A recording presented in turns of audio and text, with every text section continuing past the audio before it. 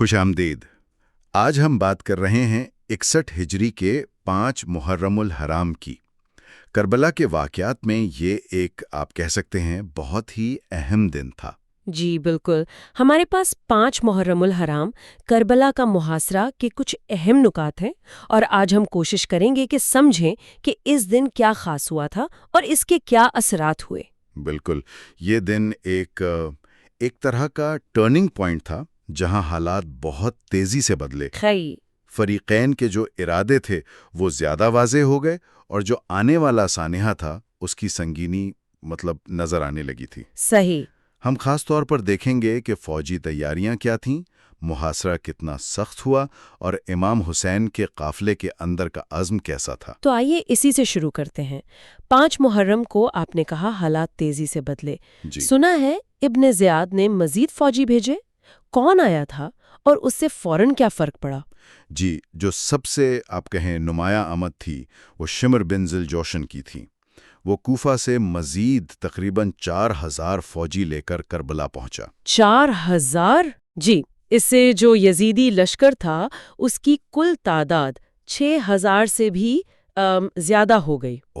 اور شمر کا آنا صرف تعداد کا بڑھنا نہیں تھا، یہ ابن زیاد کی طرف سے ایک آپ سمجھے واضح پیغام تھا کہ اب بات چیت کا وقت ختم ہو رہا ہے۔ اچھا، شمر اپنی سخت مزاجی اور بے رحمی کے لیے جانا جاتا تھا، تو اس کا آنا خود ایک طرح کی نفسیاتی چال تھی تاکہ امام کے ساتھیوں کے حوصلے پست ہوں۔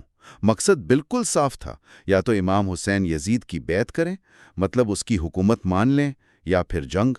یعنی شمر کا آنا صرف فوجی کمک نہیں تھی، بلکہ ایک طرح سے ظلم میں اضافے اور مذاکرات کے خاتمے کا اعلان تھا۔ بالکل بالکل۔ اور ظاہر ہے اتنی اضافی فوج سے محاصرہ تو اور سخت ہو گیا ہوگا۔ یقیناً، محاصرہ جو پہلے ہی تنگ تھا وہ اب ناقابل برداشت حد تک سخت کر دیا گیا۔ خاص طور پر جو دریائے فرات کی طرف راستے جاتے تھے، جی، ان پر پہرے بہت زیادہ بڑھا دیے گئے۔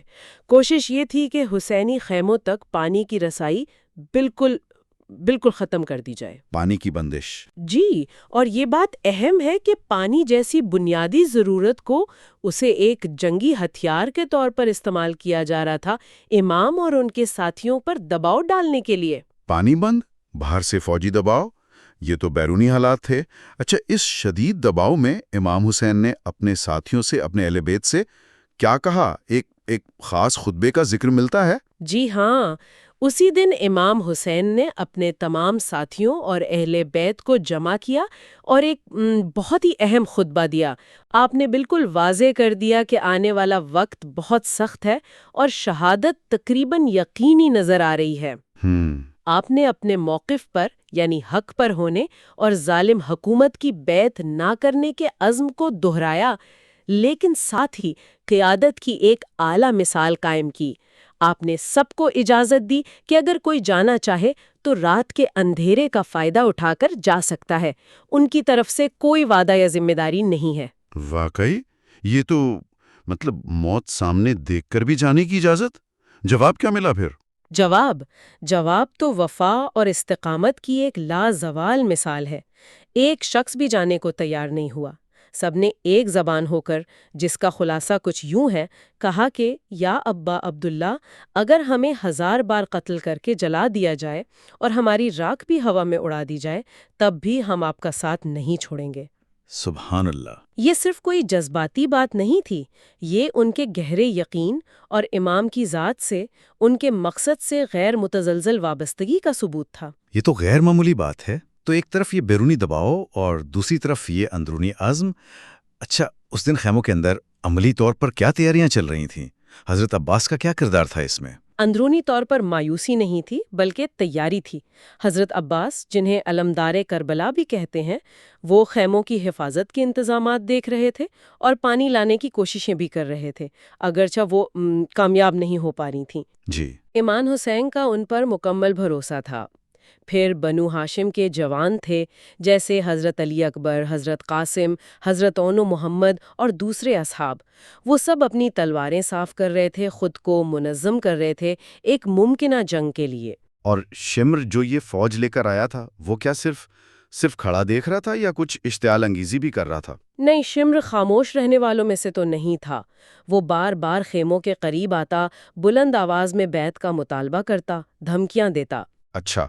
اور صرف شمر نہیں، مجموعی طور پر یزیدی لشکر جو تھا وہ نفسیاتی دباؤ بڑھانے کی کوشش کر رہا تھا، جیسے خیموں کے قریب گھوڑے دوڑانا، رات کو شور مچانا، کبھی کبھی ہوا میں تیر چلانا تاکہ خوف پھیلے۔ یہ سب کوششیں تھیں امام کے ساتھیوں کا صبر آزمانے کی، ان میں خوف پیدا کرنے کی۔ اتنی اشتعال انگیزی، اتنے سخت حالات، اس ماحول میں امام حسین اور ان کے ساتھیوں کا رد عمل کیا تھا؟ ان کا رد عمل آپ دیکھیں حیران کن حد تک صبر، سکون اور وقار والا تھا۔ انہوں نے نہ تو اشتعال میں آ کر کوئی جوابی قدم اٹھایا، نہ ہی کوئی خوف یا گھبراہٹ دکھائی۔ یہ ان کے بلند کردار اور اپنے مقصد پر کامل یقین کی دلیل ہے۔ تو 5 محرم کی تصویر بالکل واضح ہو جاتی ہے۔ باہر سے بڑھتا ہوا فوجی اور نفسیاتی دباؤ، پانی کی بندش، اور اندر امام حسین علیہ السلام کے مختصر سے قافلے کا غیر متزلزل عزم، وفا کا بے مثال مظاہرہ، اور آنے والے حالات کے لیے ایک طرح کی مکمل تیاری۔ بالکل۔ اور اگر ہم اسے تھوڑا وسیع تناظر میں دیکھیں تو 5 محرم نے محاذ آرائی کو تقریباً آپ کہہ سکتی ہیں یقینی بنا دیا۔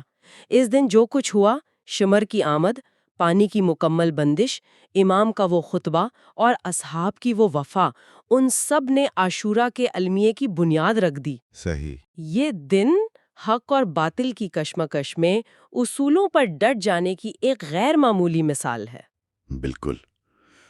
سامعین کے لیے ایک آخری سوچ چھوڑے جاتے ہیں۔